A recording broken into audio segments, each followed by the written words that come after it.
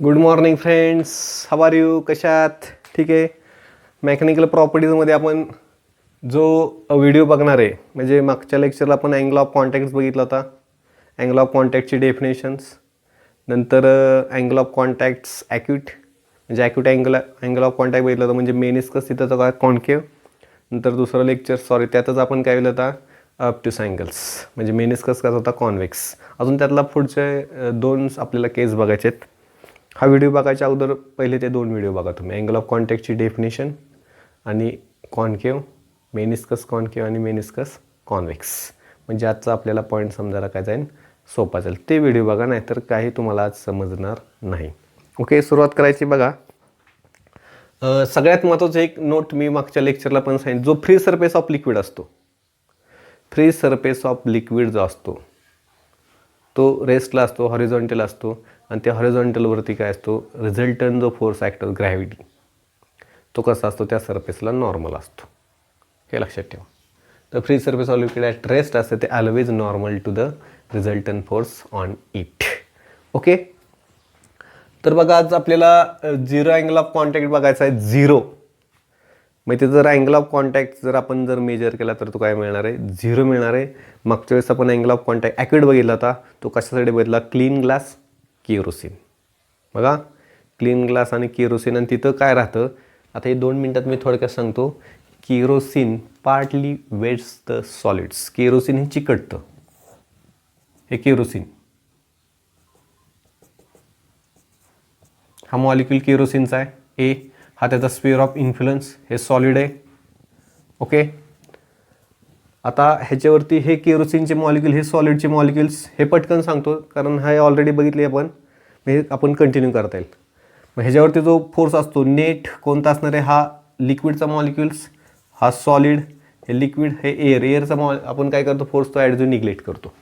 तर हा vector A P जो असतो, resultant vector force A P adhesive, तो कुठं असतो, इनसाइड द सॉलिड्स. ओके, आणि इथं जर नेट इथले कोएजिव्ह लिक्विड मॉलिक्युल त्याच्यावरती फोर्स ॲक्ट करतात, तो कोणता असतो, नेट कोएजिव्ह फोर्स कुठं असतो, इनसाइड द लिक्विड. परंतु जास्त स्ट्रॉंग कोण असतं, कारण हा काचेला चिकटतोय, केरोसिन काचेला बऱ्यापैकी चिकटते, पार्टली वेट्स होते, त्यामुळे जो जास्त फोर्स इकडे राहणार आहे, आणि तो कुठं राहतो, इनसाइड द रिझल्टंट, कुठं राहतो, इनसाइड द सॉलिड्स. ओके, आणि हा जो इथं अँगल जो तयार झाला 45 डिग्री, एनिवे ते आपण ते बघितलेलं आहे. ओके, आता हा जो फोर्स आहे, रिझल्टंट फोर्स, ह्या सरफेस ऑफ, हा जो मॉलिक्यूल आहे फ्री सरफेस ऑफ मॉलिक्यूलवरचा, त्याच्यावरती तो जो फोर्स आहे, तो बघा ह्या सरफेसला तो असा आहे, नॉर्मल नाही आहे हा रिझल्टंट फोर्सला. मग तो फ्री सरफेस काय करतो, त्याची एक वृत्ती राहते, त्याची काय राहते की मी बाबा सरफेसला कसा राहणार, त्या रिझल्टंट फोर्सला तो सरफेस काय राहण्याचा प्रयत्न करतो, नॉर्मल बाय दिस. मग ते जे लिक्विड मॉलिक्युल्स करतात असे क्रिप्स होतात किंवा पाईल्स होतात असे.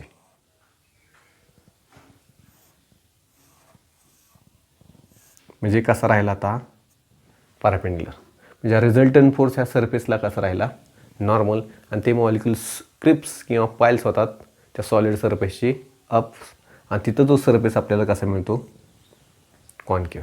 कारण इक्लिअरमिटी किंवा स्टॅबिलिटीसाठी तो फ्री सरफेस ऑफ लिक्विड, तो जो रिझल्टंट फोर्स कसा ॲक्ट होतो, त्या मॉलिक्युलवरती नॉर्मली ॲक्ट होतो. हे आपण मागच्या लेक्चरला बघितले होतं. आणि हा जो शेप मिळतो तो मेनिस्कस मिळतो, तो कसा मिळतो, कॉन्केव मिळतो. ओके, आणि त्याला जर आपण जर टँजंट काढली आणि हा जर अँगल मोजला तर तो काय असतो, ॲक्यूट.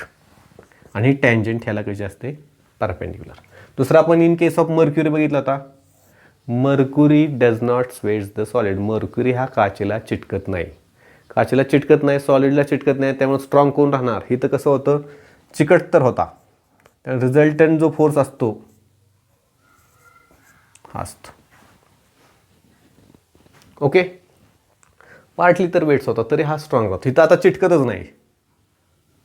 हे मर्क्युरीचे मॉलिक्युल्स, हा त्याचा स्फिअर ऑफ इन्फ्लुएन्स मॉलिक्यूल एचा, तेव्हा ह्याच्यावरती जो फोर्स असणार आहे मर्क्युरी मॉलिक्यूलवरचा, रिझल्टंट फोर्स कोणता असणार आहे, vector A P. Net adhesive force कुठे असणार आहे, इनसाइड द सॉलिड, परंतु तो खूप कमी लागतो.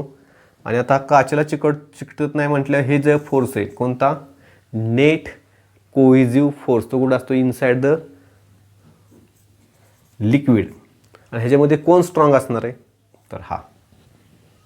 आणि त्यामुळे त्यांचा जो रिझल्टंट मिळतो, हा रिझल्टन्स तो कुठे मिळतो आपल्याला, इनसाइड द लिक्विड्स. आता ग्रेटर दॅन आहे का, ग्रेटर दॅन समजलं ना, कारण आपण लिक्विड कोणते घेतलेले, मर्क्युरी, आणि तो काचेला चिटकत नाही, त्यामुळे ॲडिझिव्ह फोर्स काय राहतो, कमी राहतो. इथं ॲडिझिव्ह फोर्स का जास्त राहतो, बऱ्यापैकी चिकटतो. आणि मला सांगा आता हा जो सरफेस आहे, हा मॉलिक्यूल ए, मॉलिक्यूल ए कसं राहायला पसंत करणार आहे, रिझल्टंट फोर्सला परपेंडिकुलर. आता आहे का तो तिथं, नाही आहे. मग तो मॉलिक्युल्स काय होतो, असा क्रिप्स होतो, खाली खाली येतो असा. बघा आता ह्याला जर ह्या काय झाला आता 90, म्हणजे मॉलिक्युल्स काय होतो, creeps inside the storage solid बरोबर तो खाली येतो. आणि तिथं आपल्याला काय मिळतो, असा कॉन्व्हेक्स मिळतो. आणि तिथला ह्याला जर टँजंट काढली, ही टँजंट ह्याला कसे 19 अँगल ऑफ कॉन्टॅक्ट जर मेजर केला, तर तो काय मिळणार आपल्याला, ॲप्टिस. ह्या 2 केस बघितल्या त्या. आता आपल्याला ही आजची जी केस बघायची, 0 angle of contact. 0 angle of कॉन्टॅक्टसाठी बघा, व्यवस्थित लक्ष द्या. हे जे व्हिडिओ बघितले नसेल त्यांनी ते फक्त व्हिडिओ बघा. पहिले 2 अँगल ऑफ कॉन्टॅक्टची डेफिनेशन आणि ह्या 2 केसेस, ॲक्यूटसाठी आणि ऑप्टिससाठी. आता आपल्याला 0साठी बघायचे आणि 90साठी बघायचे. बघा 0 अँगल ऑफ कॉन्टॅक्ट्स, त्यासाठी आपण काय घेणार आहे, क्लीन ग्लास आणि हायली प्युअर वॉटर घ्यायचे, हायली. आणि ह्या केसमध्ये प्युअर वॉटर कम्प्लिटली म्हणतो मी, काय होते, कम्प्लिटली वेट्स द सॉलिड. काचेला हे पूर्ण चिकटतं. आता मला सांगा, इथं अंशतः चिटकत होतं तर फोर्स कोणता होता, स्ट्रॉंग, हा होता ॲडिझिव्ह फोर्स. नेट ॲडिझिव्ह फोर्स होता ग्रेटर दॅन नेट कोहिजिव्ह फोर्स. अंशतः चिटकत होतं, बऱ्यापैकी पार्टली चिटकत होतं, म्हणून हा फोर्स स्ट्रॉंगर होता. इथं तर चिटकत नव्हता, मग कोण स्ट्रॉंगर होता, हा नेट कोहिजिव्ह फोर्स. ओके. आता हे जे क्लीन ग्लासला प्युअर वॉटर काय होते, पूर्णपणे चिकटते, कम्प्लिटली वेट्स द सॉलिड्स. त्यामुळे स्ट्रॉंगर कोण असणार आहे, कम्प्लिटली चिटकत असल्यामुळे हा फोर्स जो असणार आहे तो व्हेरी व्हेरी लार्ज, खूप प्रचंड राहतो. आणि त्यामुळे आपण हा काय करणार आहे, निग्लेक्ट करतो. ओके, समजलं. पूर्ण चिकटकत असल्यामुळं कोहिजिव्ह फोर्स तिथं नेट राहत नाही, पूर्णपणे कोणता राहतो, net adhesive force inside the solid. आणि त्यामुळे रिझल्टंट सुद्धा कुठे मिळतो, तिकडंच मिळतो. हे आपल्याला बघायचं आहे. सुरुवात करायची, बघा डायग्राम काढतो मी. आपण हा सॉलिड आहे, व्हर्टिकल वॉल आहे.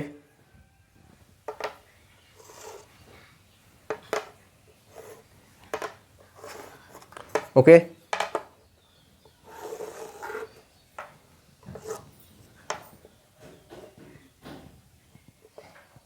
हे प्युअर वॉटरचे मॉलिक्युल्स काढतोय मी.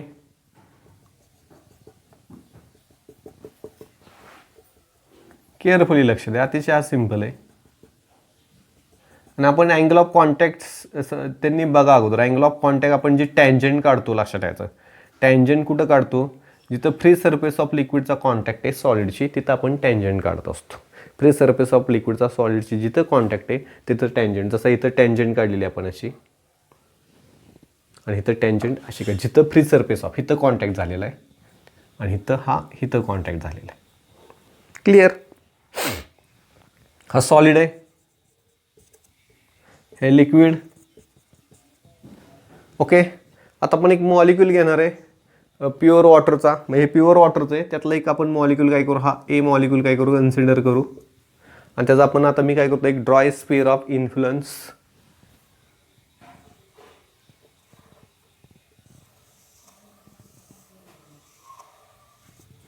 ओके, हा त्याचा स्फिअर ऑफ इन्फ्लुएन्स ड्रॉ केलेला आहे.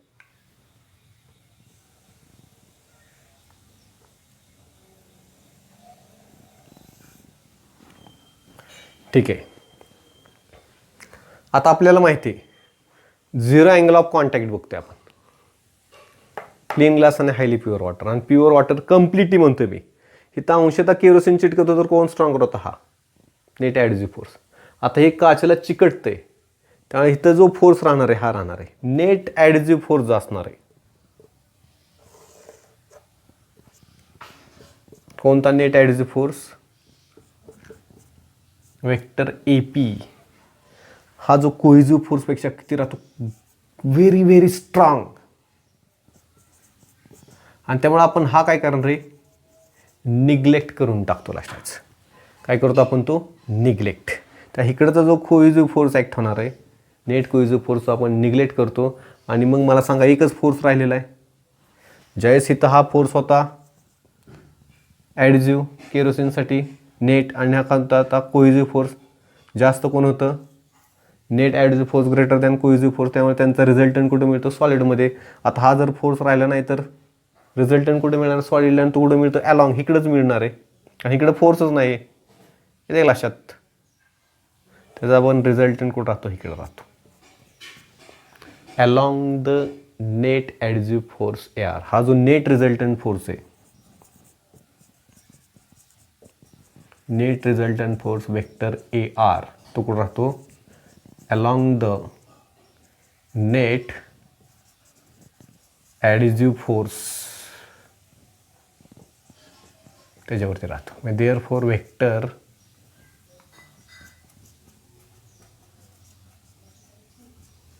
आणि ह्याच्यामध्ये हा काय करतो आपण, वेक्टर AQ हा निग्लेक्ट करून टाकतो.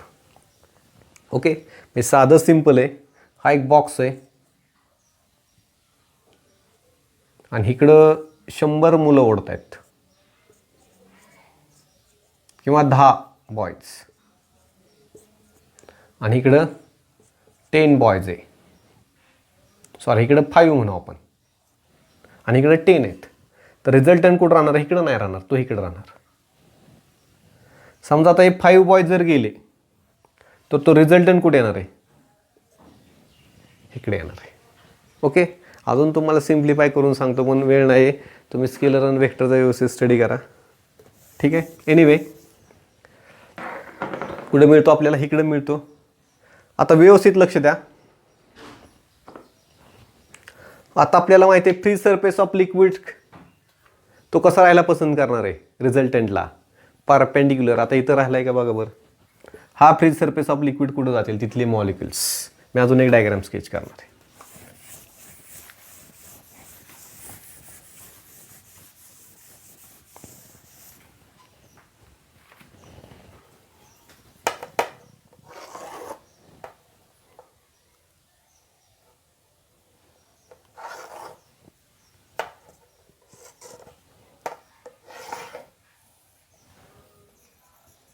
सॉलिड्स. आता नेहमी लक्षात, रिझल्टंटला सरफेस ऑफ मॉलिक्युल्स कसे राहायला पसंत करणार आहेत, ते आम्ही म्हणणार बाबा आम्ही परपेंडिक्युलर राहायला पसंत करणार आहे. आत्तापर्यंत कॉन्केव्हसाठी पण आपण रिझल्टंट त्या सरफेसला परपेंडिक्युलर होता, कॉन्व्हेक्सला सुद्धा ते काय राहिले, परपेंडिक्युलर राहिले रिझल्टंटला. तर मग इथं सुद्धा ते राहायला काय बघणार, रिझल्टंटला राहायला बघणार आहेत. तिथले जे मॉलिक्युल्स आहेत ते खाली येतात, असे खाली येते लक्षात, थोडेसे खाली येतात, एकदम स्लाइटली ह्या वॉलशी एकदम राहतात थोडेसे. म्हणजे हे जे लिक्विडचं असं आहे असे आहेत. आता दिसताना तुम्हाला मी जास्त दाखवते, म्हणजे ते मॉलिक्युल्स असे येतात.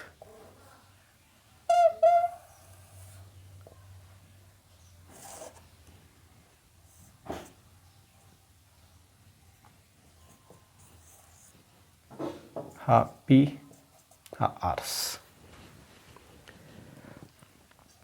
म्हणजे असं होत नाही की पाणी एकदम खाली जातं एवढं. ज्यावेळेस आपण ओततो ते विदिन सेकंड सगळी क्रिया होते.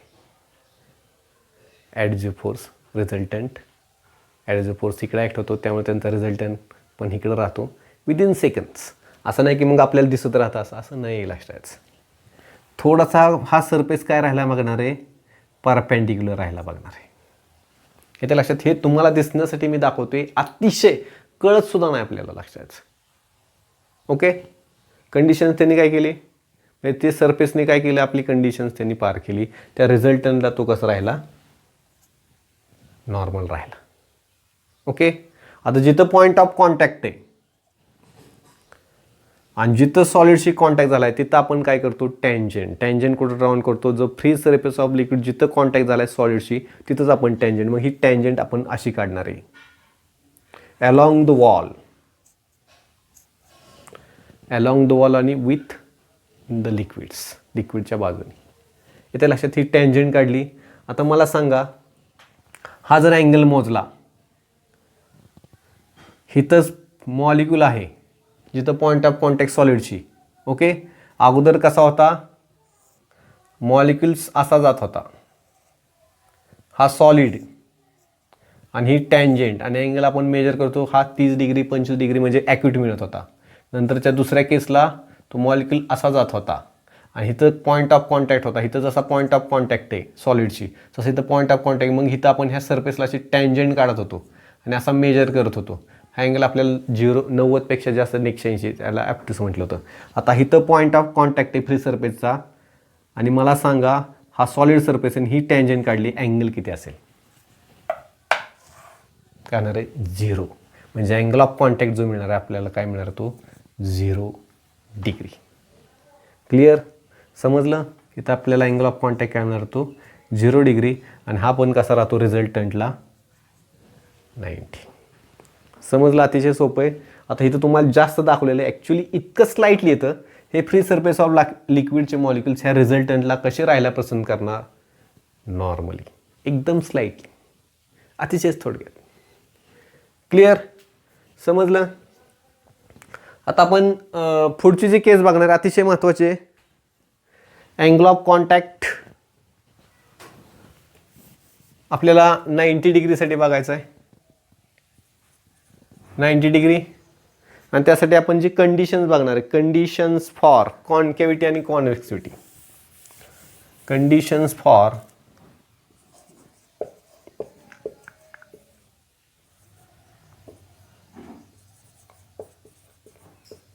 कॉन्केव्हिटी अँड कॉन्व्हेक्सिटी. ओके, व्यवस्थित लक्ष द्या. आता इथं जे आपण लिक्विड घेणार आहे, हायपोथेटिकल लिक्विड घेणार, हायपोथेटिकल्स.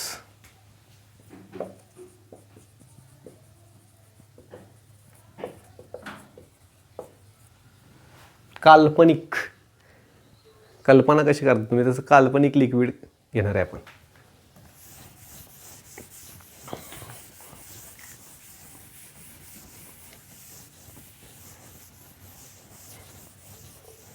टेक्स्टबुकमध्ये हायपोथेटिकल लिक्विड दिलेलं आहे. जास्त काही डिटेल्स सांगितलेलं नाही त्यात, पण फक्त तुमच्या माहितीसाठी सांगतो. तुम्हीच लक्षात ठेवा, तिथं जे असणार आहे ते लिक्विड प्युअर वॉटर किंवा वॉटर आणि सिल्वरचं भांडं असणार आहे. लक्षात कशाचं? तुमच्या माहितीसाठी लक्षात ठेवायचं.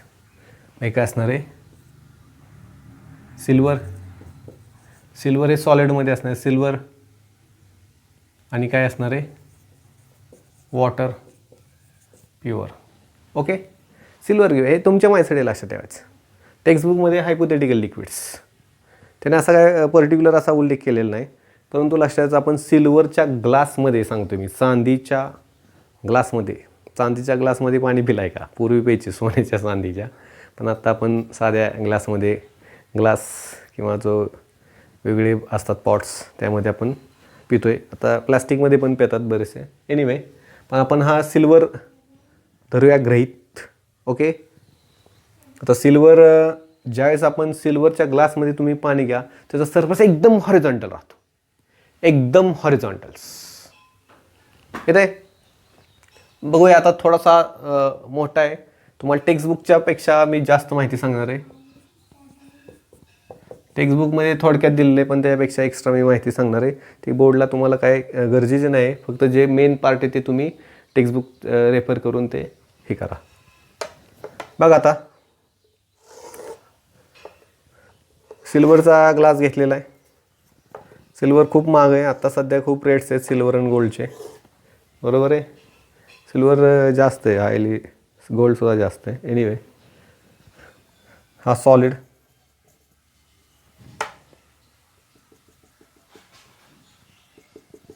हे लिक्विड, हे व्हर्टिकल वॉल आहे, एका साईडची आहे बरं का. तुम्हाला दिसताना खूप मोठी दिसते, ॲक्च्युली ग्लास तुम्ही ही जी अशी आहे,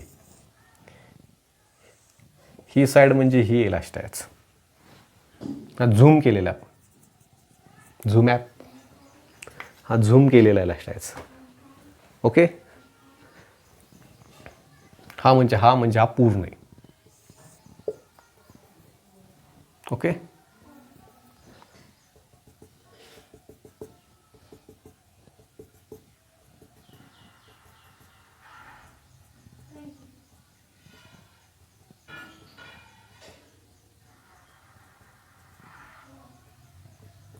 पूर्वी राजे महाराजे drink A water in this glass like silver gold. Okay. Anyway, आपला हा जो मॉलिक्यूल आहे, हे molecules sphere of influence me draw करतो. ओके. खूप मोठा आहे हा. ॲक्च्युली दिसत नाही लक्षात, कारण तुम्हाला माहिती आहे रेंज किती आहे, रेंज ऑफ मॉलिक्युल. हे सगळं आपण अंडरस्टँडिंगसाठी करत असतो. आता बघा इथं, आता व्यवस्थित लक्ष द्या.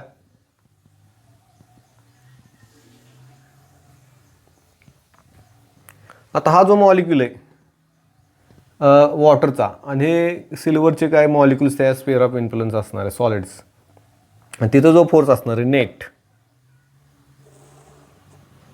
तो net adhesive force inside the solids, आणि त्यांनी किती ह्या सॉलिड सरफेसशी किती अँगल केलेला आहे, हा 90 डिग्री. ओके.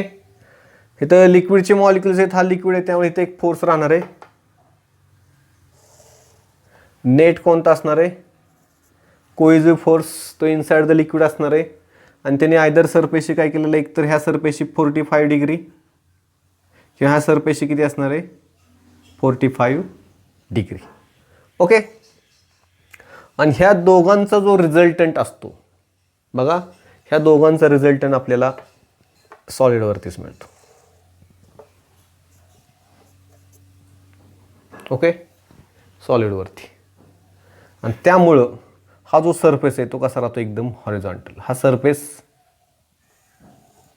फ्री सरफेस जो आहे त्या सरफेसला कसा राहतो, रिझल्टंटला आपल्याला माहिती आहे free surface of liquid at rest always normal किंवा परपेंडिक्युलर टू द रिझल्टन्स.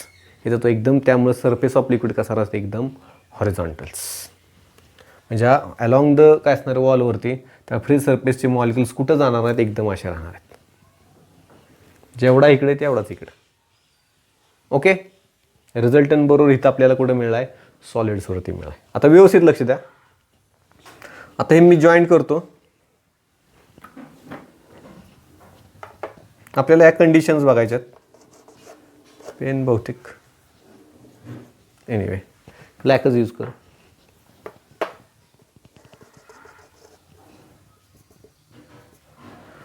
इथं बघा, according to the law of parallelogram, इथं लॉ ऑफ पॅरलोग्राम आपण यूज करणार आहे. ओके. तुम्ही शिकलेलं आहे. हीच डायग्राम मी जराशी अशी काढतो.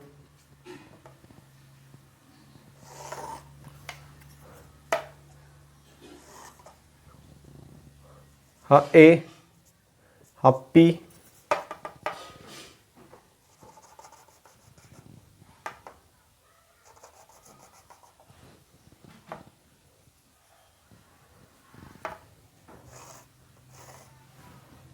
हा क्यू, आणि हा आर.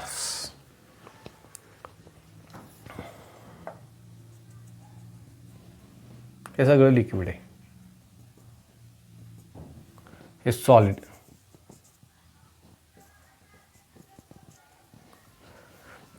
आता आपल्याला जो रिझल्टंट टँजंट जी मिळणार आहे, टँजंट अशी असणार आहे.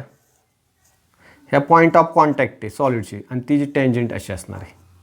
आणि इथं जो आपल्याला अँगल ऑफ कॉन्टॅक्ट जो मिळणार आहे तो काय मिळतो आपल्याला 90 डिग्री. तो काय मिळणार आपल्याला 90 degree. Clear. Angle of contact काय मिळणार आपल्याला 90 डिग्री. ठीक आहे. परत आपण तिथं नंतर बघूया. आता इथं लक्ष द्या. लॉ ऑफ पॅरलोग्राम तुम्ही 11th शिकलेला आहे. बघा आता तुम्ही असा आपला लॉ होता.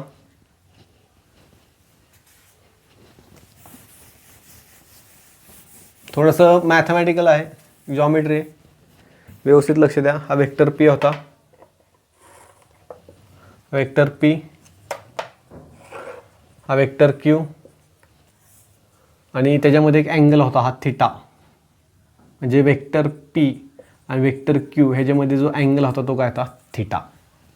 ओके, नंतर आपण ह्या दोघांचा एक रिझल्टंट काढला होता असा.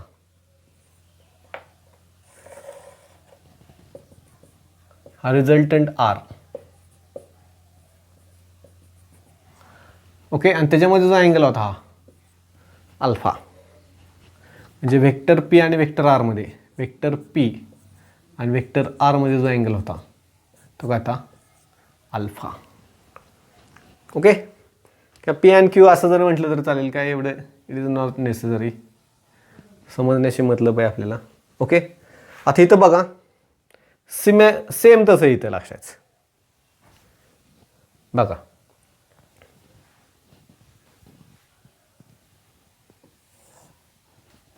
हा म्हणजे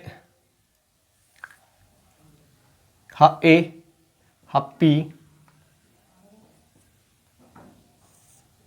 हा क्यू, हा आपला आर रिझल्टंट्स. मग मला सांगा पी आणि क्यू मध्ये काय असेल अँगल. पी आणि क्यू ह्याच्यामध्ये अँगल हा किती 90 आणि हा किती 45. टोटल किती अँगल झाला वेक्टर पी म्हणजे पी आणि क्यू. आता पी आणि क्यू म्हणायचं नाही, हा A P vector A P, vector A P आणि वेक्टर ए क्यू ह्याच्यामध्ये जो अँगल असणार आहे तो 90 + 45. हा 90 ना आयदर किती असतो 45, म्हणजे किती झाला 135 डिग्री. व्यवस्थित लक्ष द्या, आपल्याला लागणार हे टेक्स्टबुकमध्ये नाही आहे, फक्त लक्षात ठेवा कसं येणार आहे ते. ओके, आणि हा जो अँगल असणार आहे त्याला आपण काय म्हणू अल्फा म्हणू. तर ॲक्च्युली किती असणार आहे बघा, जसा वेक्टर पी आणि आरमध्ये किती होता, वेक्टर ए पी आणि वेक्टर ए आर ह्याच्यामध्ये जो अँगल असणार तो काय असणार आहे अल्फा. म्हणजेच तो काय असणार आहे, आपण ह्याला जसं थिटा म्हटलं होतं तसा काय असणार आहे 90 डिग्री. हा 90 आहे आणि हा टोटल किती आहे, हा 135. कशामधला पी आणि क्यू मधला 135 आहे आणि पी आणि आर मधला किती आहे 90. आपण त्यात आत्ता काय म्हणतो त्याला अल्फा म्हटलेलं आहे. ओके, बघा इथं आपण ह्याच्यावरून एक व्हॅल्यू काढली होती tan alpha. Tan alpha is equal to आता Q sine theta upon P plus Q cos theta. Clear. जसं जर 11च्या टेक्स्टबुकमध्ये बघा तुमच्याकडे आहे तसाच इथं आपण एक फॉर्म्युला तयार करणार आहे. बघा आता टॅन अल्फा ह्यासाठी बघतोय आपण, ह्यासाठी हा आहे, त्यासाठी हा बघू आपण.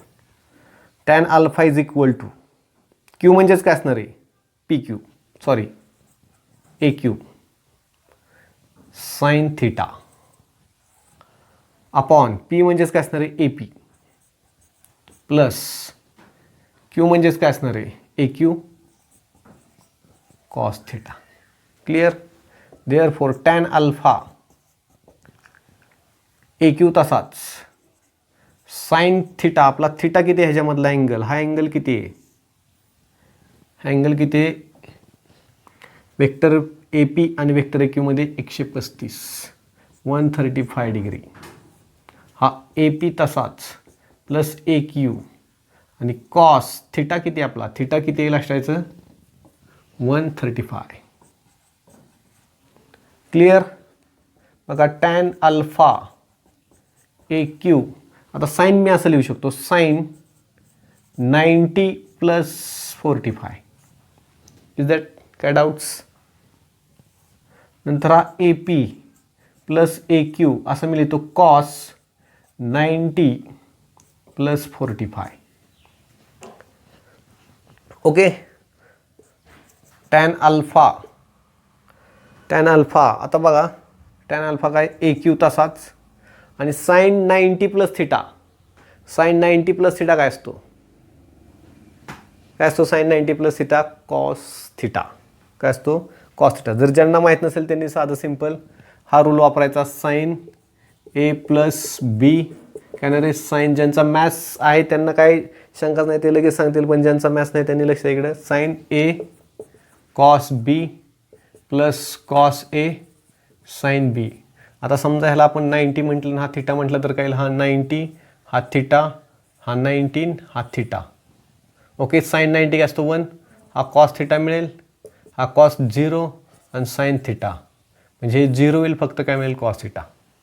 म्हणजे लक्षात ठेवा साइन 90 प्लस थिटा हा काय असतो कॉस, म्हणजे cos 45. Vector A P plus vector A Q. आता तिथं बघा तसंच आपण करणार आहे, कॉस 90 प्लस 45 म्हणजे कॉस ए प्लस बी काय असतो माहिती आहे, cos A cos B minus sign A sine B. म्हणजे कॉस ए हा 90 म्हटलं, हा थिटा म्हटलं, हा थिटा जर म्हटलं तर हा cos 90 cos theta minus sine 90 sine theta. म्हणजे हा कॉस 90 काय असतो 0, त्यामुळे हे 0 येईल आणि इथं काय मिळेल आपल्याला साइन 91 असतो म्हणजे मायनस साइन थिटा. म्हणजे आपल्याला काय मिळणार मायनस साइन थिटा. साधं सिंपल असायचं, कॉस 90 प्लस थिटा काय असतो मायनस साइन थिटा. ट्रिगोनोमेट्रिकचे तुमचे मॅथ्सच्या टीचर्सला विचारा, तुम्ही सांगताल, तरी पण मी 99.99 सांगितलेलं आहे. ओके, ते बायोलॉजीच्या मुलांना समजेल समजण्यासाठी. ओके, इथं बघा tan alpha is equal to A Q, cos 45 काय असतो 1/√2, ए पी तसाच, हा मायनस इकडे येईल ए क्यू साइन थिटा.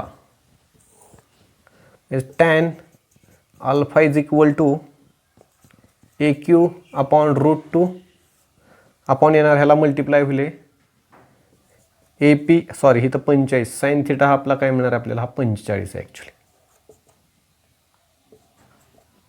म्हणजे काय होईल मायनस ए क्यू आणि हा साइन 45 काय असणार आहे 1/√2. म्हणजेच काय मिळेल tan alpha is equal to A Q √2 आणि A P minus A Q √2 हा फॉर्म्युला मिळाला. ओके, थोडंसं ट्रिगोनॉमेट्रिक आहे, तुम्हाला हे काय एवढं टेक्स्टबुकमध्ये दिलं नाही, अजून आपण गेलेलो नाही तिथपर्यंत. येते का लक्षात, आपण अजून तिथपर्यंत गेलेलो नाही. फक्त आपण काय सांगितलेलं आहे, आपण काय बघतोय अँगल ऑफ कॉन्टॅक्ट्स 90 डिग्रीसाठी आणि कॉन्केव्हिटी आणि कॉन्वेक्सिव्हिटी हे बघतोय. त्यासाठी आपण काय घेतलेलं आहे, एक हायपोथेटिकल लिक्विड घेतलेलं आहे आणि त्या हायपोथेटिकल लिक्विडमध्ये असं टेक्स्टबुकमध्ये सांगितले, पण आपण काय घेणार आहे लक्षात ठेवायचं की एक चांदीचा ग्लास घेणार आहे, त्यामध्ये आपण काय घेणार आहे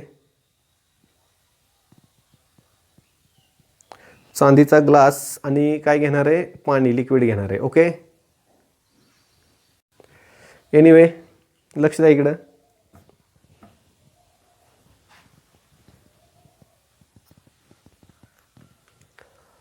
तो फॉर्म्युला समजला बघा सगळ्यांनी, लॉ ऑफ पॅराग्रामवरून आपण हे केलेलं आहे. लॉ ऑफ पॅराग्राम तुमचा 11th ला झालेला आहे, clear.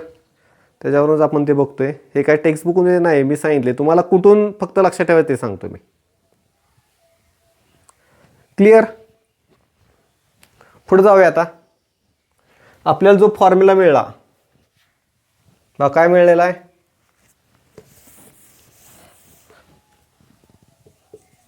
Tan alpha is equal to, हा फॉर्म्युला खूप महत्वाचा आहे, ए क्यू √2 आणि ए पी हे वेक्टरमध्ये मांडलं तरी चालेल, आपण मॅग्निट्यूडमध्ये बघतोय, मायनस ए क्यू √2.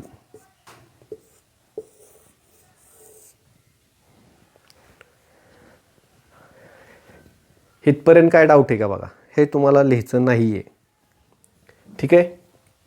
बघा आता मी रब करतो हे,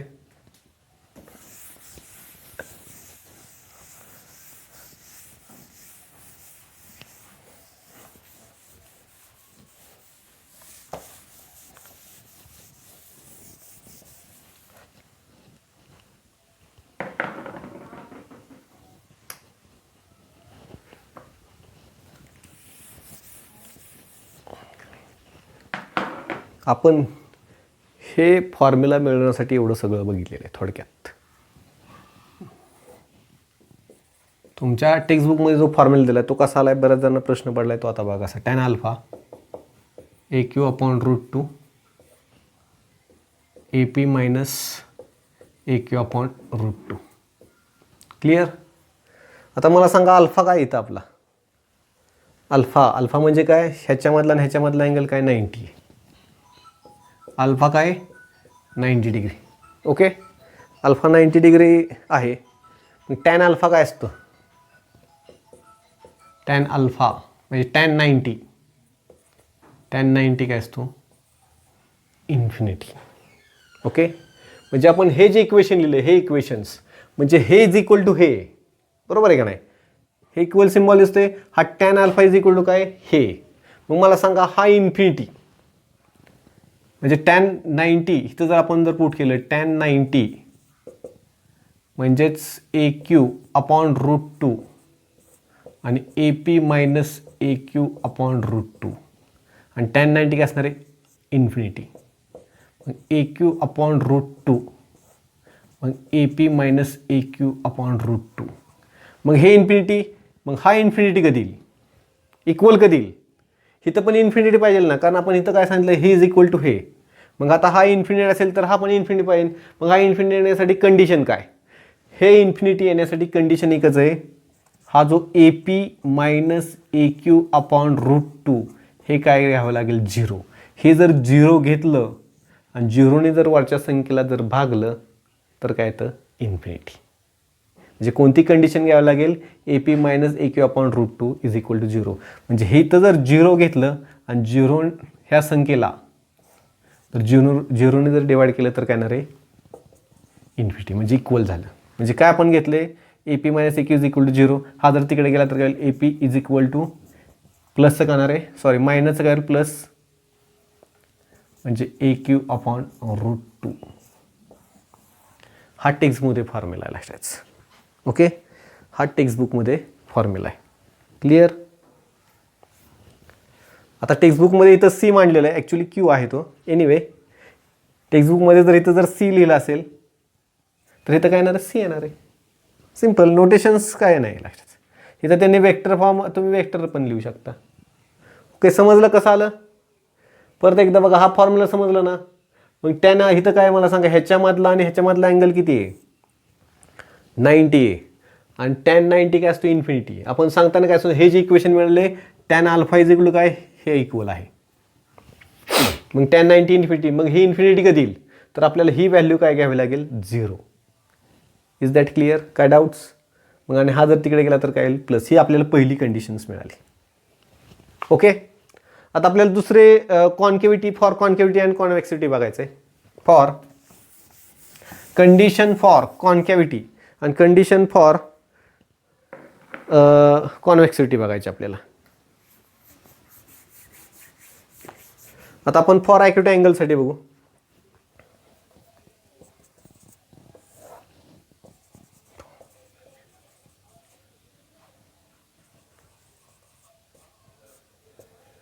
ॲक्यूट अँगल म्हणजेच कॉन्केव्हिटी.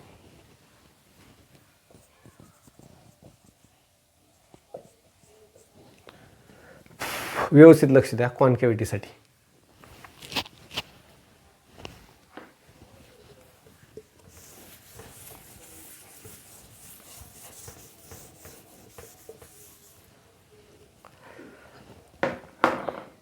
फॉर्म्युला आपला हा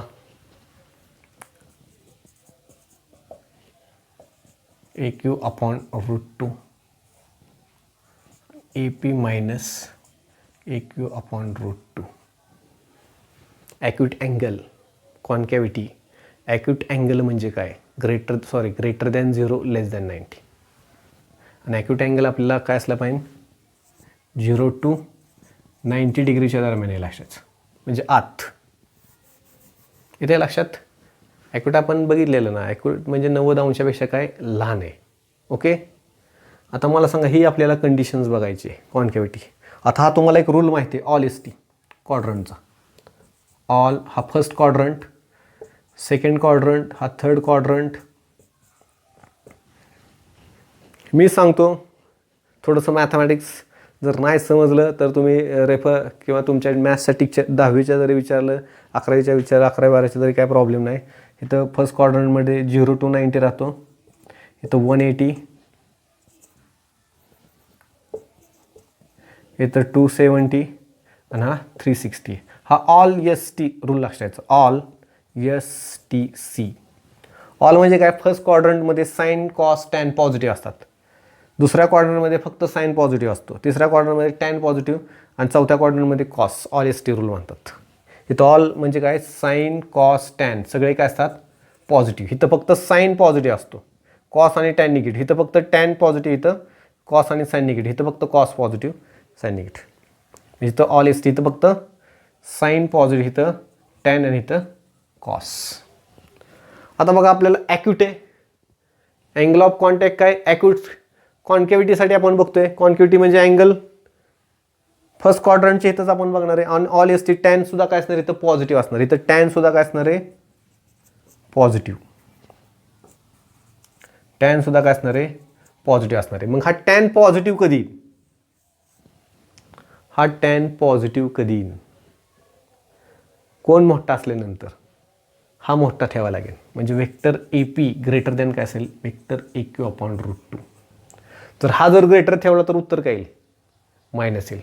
हा जर ग्रेटर ठेवला, हा जर जास्त ठेवला तर येणारं उत्तर काय येणार आहे, पॉझिटिव्ह येणार आहे. म्हणजे tan positive condition satisfy. Clear. बघा, कारण फर्स्ट क्वाड्रंट आपण ॲक्यूट बघतोय, म्हणजे पहिला क्वाड्रंट आहे तो काय 0 आणि 90च्या दरम्यान आहे. आणि ॲक्यूट अँगलसुद्धा काय असतो 0 ते 90च्या दरम्यान असतो. आणि ऑल ST मध्ये टॅन हा पॉझिटिव्ह असतो, कॉस पॉझिटिव्ह, साईन पॉझिटिव्ह. आता आपण टॅनसाठी बघतोय.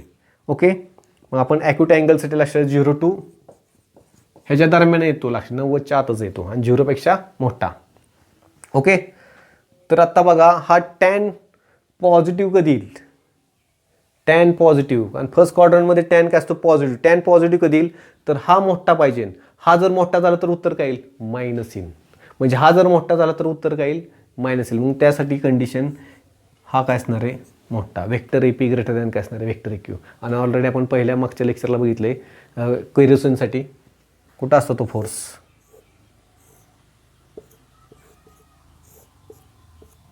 ओके, हाच मोठा असतो ना. वेक्टर AP ग्रेटर दॅन काय असतो, AQ. हे बघितलंच होतं की आपण, पण आपण ह्या फॉर्म्युलावरून सुद्धा बघतोय. आता दुसरी जी कंडिशन असणार आहे, फॉर ऑप्टूस अँगल. ॲप्टूस अँगल काय 90 आणि 100, ग्रेटर दॅन 90 लेस दॅन 180. म्हणजे इथं आता इथं काय आहे, साईन पॉझिटिव्ह आहे. इथं टॅन काय आहे, टॅन निगेटिव्ह आहे. टॅन काय निगेटिव्ह, म्हणजे उत्तर काय आलं पाहिजे, निगेटिव्ह. म्हणजे टॅन अल्फा AQ/√2 आणि AP मायनस AQ/√2. मग निगेटिव्ह जर आपल्याला उत्तर पाहिजे असेल, कारण सेकंड क्वाड्रंट बघा कोण आहे 90 ते 180 दरम्यान ऑप्टूससाठी, पण इथं साईन पॉझिटिव्ह. टॅन काय इथं निगेटिव्ह आहे. पहिल्या कंडिशनला इथं काय होता, ॲक्यूटसाठी 0 to 90, त्यामुळे टॅन काय होता पॉझिटिव्ह. त्यामुळे आपल्याला हा ग्रेटर दॅन दाखवणं साहजिकच आहे फर्स्ट क्वाड्रंटनुसार. ओके, पण आता आपण काय बघतो, ॲप्टूस. ॲप्टूस म्हणजे काय, ग्रेटर दॅन 90 लेस दॅन 180. आणि इथं साईनच फक्त पॉझिटिव्ह असतो, टॅन आणि कॉस काय असतो निगेटिव्ह. फक्त आपण टॅन बघतोय. मग हा निगेटिव्ह कधी येईल, तर हा मोठा पाहिजे. म्हणजे इथं कंडिशन काय असणार, वेक्टर AP लेस दॅन काय असणार, वेक्टर AQ/√2. आणि आपण ह्याच्यासाठी सुद्धा बघितलं होतं, मर्क्युरीसाठी.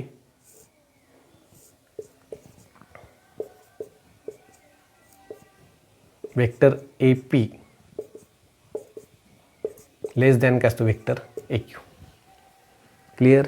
काय डाऊट्स, हे टेक्स्ट बुक नाही, डायरेक्ट तुम्हाला हे फॉर्म्युले, हा फॉर्म्युला, हा फॉर्म्युला आणि हा फॉर्म्युला, हे तीनच फॉर्म्युले लक्षात ठेवायचे. जास्त काही नाही, पण तुम्हाला जर माहितीसाठी ते मी घेतलेलं आहे.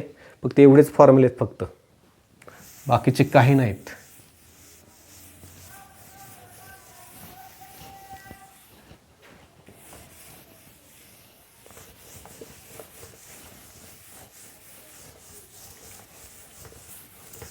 फक्त इथं तो C वापरलेला आहे, AQ असलं तर चालेल, त्याचं काय नोटेशन्स आहेत.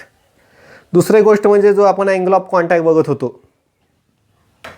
बरोबर आहे, जो आपण असे शेप दाखवत होतो, इथला मॉलिक्यूल असा क्रिप्स होत होता आणि कॉन्केव्ह येत होता, तो पूर्ण सगळ्यासाठी असतो लक्षात, ऑल सॉलिड म्हणजे पूर्ण असा. एनिवे व्यवस्थित स्टडी करा. अँगल ऑफ कॉन्टॅक्टचं पहिलं लेक्चर बघा, दुसरं ॲक्यूट ॲप्टूस आणि हे तिसरं. समजायला सोपं आहे, अतिशय काय अवघड नाही आहे. व्यवस्थित स्टडी करा. ट्रिगोनॉमेट्री थोडीशी आहे. लॉ ऑफ पॅरलरवरून आपण आजचे शेवटचा हा जो बघितला आहे